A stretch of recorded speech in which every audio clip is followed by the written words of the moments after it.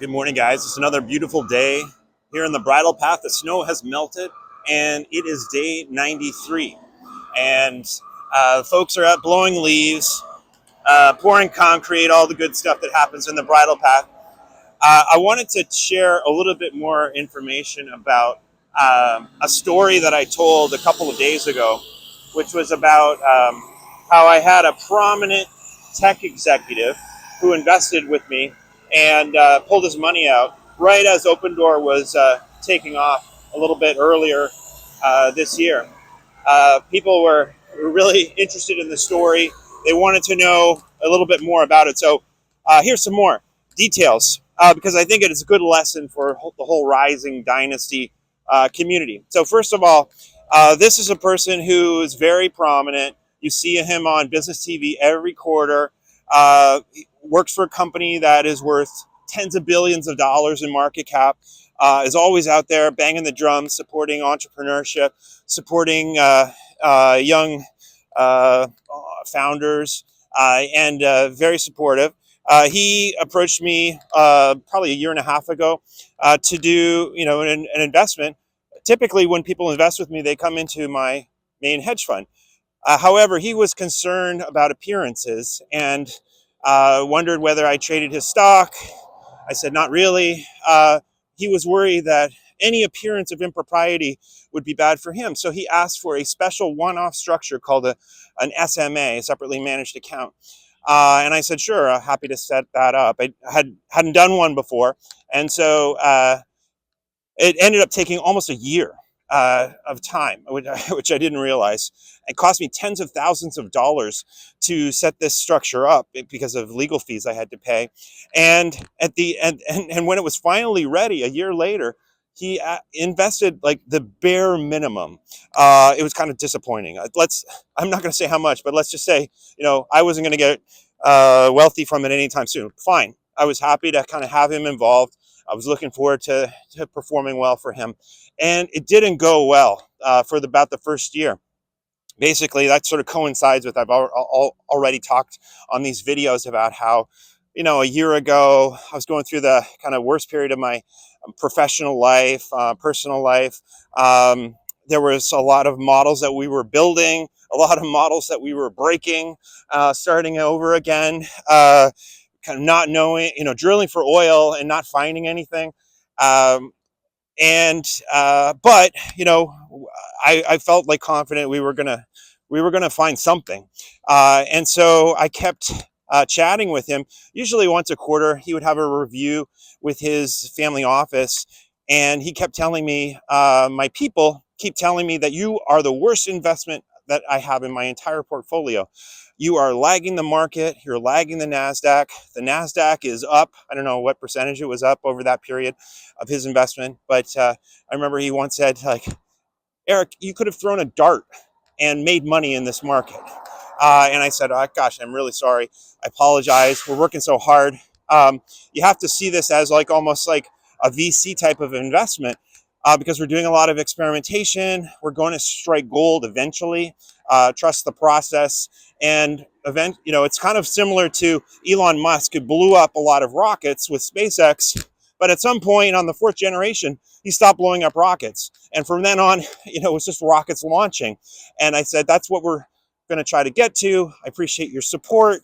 Thank you for supporting me, just a small little entrepreneur. I know that's important to you. And it means the world to me. And he said, fine. He kept putting it off. And so then obviously earlier this year, things started to flip. Initially, it was our investments in the 100 baggers of that I called of Iron and Cypher. Those started to move up. But things really started to change when we got into Open Door. So I remember the Friday before I announced the tweets about Open Door in July. I got a message from this executive saying, had another review with the team at the family office. Again, you're underperforming. Oh my gosh, this can't continue, that sort of thing. Please, I'm sorry. So Monday, announce Open Door starts to go up. So at the end of that week, by the end of that 5 days after I'd gotten his last message, his position had gone from lagging the Nasdaq, pretty significantly, to way ahead of the Nasdaq over his lifetime of investment. And so I sent him a message, and his first reaction wasn't, happiness or gratitude or anything like that. It was, uh, he was completely dumbfounded. He said, "That's not possible. I just reviewed the statements just a couple of days ago, and you were uh, lagging so badly." He thought like something shady, I think, was going on or something. And I said, no, it's a separately managed account, so you're free to go into your account anytime you want, take a look at it. That's the way separately managed accounts work. And so he did, and I told him, we made an investment in this company called Open Door. And I really believed in it, and I thought it still had a lot of great opportunities ahead of it, and so forth, and still tremendously undervalued. And he didn't say anything. And then over the next week, the stock, kept going up. But there was one day, which I'm sure all the Open Door investors will remember, where the thing hit $5 a share. It traded like 3x its float in one day. And that was the day that I had my phone shut off for part of the day because I was doing filming some videos, and I was getting like panic calls, panic messages from this tech executive. Finally, I answered it and got back to him just before the stock got halted. And he said, uh, I never invested in you to invest in a meme stock. I want you to fully liquidate my account today before the end of the day, before 4 p.m. This was like just before 3 p.m. And I said, "Are you sure? Like, I really, that's your right. It's your SMA, but I strongly, advise you against it. I think this is a great stock. It's just getting started. It's just a few days old that I've announced this kind of, path to $82 and all this. No, this is," and he was adamant. He said, "I'm a tech executive. I know Open Door well. I work in this industry. I know the management team. And let me tell you something. This is not a real company. This is a meme stock." And so I said, "Okay, that's my right," or "That's your right." And he said, "Remember, like by the end of the today, fully liquidate everything, any options you own, any stock positions, and so forth." So I did. When I started to do that, I realized the stock was halted. Didn't get halted until like 3:15 that day, but in the next 45 minutes, I completely liquidated his account. He ended up with a 5x return on his original investment in whatever it was, like a year and a half. I guess had I sold it an hour before, it would have been like an 8x. But then over the subsequent days, Open Doors stock dropped from like 350 to eventually it hit a low of like a $1.70 or something like that. So I am sure that he was looking and saying, "I did the right thing. I was right. Eric was wrong," and so forth. But then obviously things switched. Open Door started moving up.